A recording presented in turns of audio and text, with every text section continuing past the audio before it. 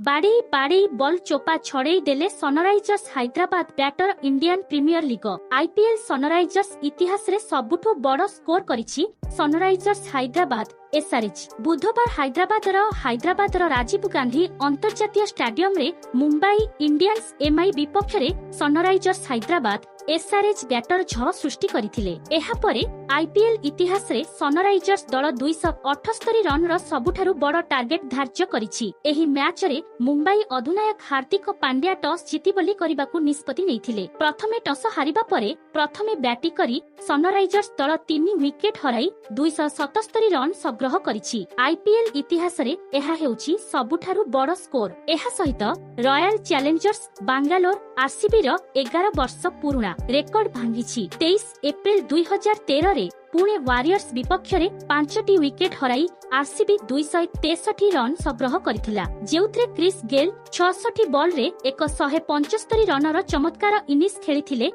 तेबे मैच रो 19तम ओभर रे बैटर को झड़े बॉल अवस्था खराब होई जाइथिबा देखिबाकू मिलिथिला। बुमरा बोली करुथिबा बेले तांकर चतुर्थ एवं पंचम बॉल रे क्यासन लगातार 2टी चौका मारिथिले। एहा परे बॉल उपरे थिबा थ्रेडी चमड़ा उपुड़ी जाइथिला। एही भली जमदार खबर जानिबा पई चैनल टिकु सब्सक्राइब करंतु।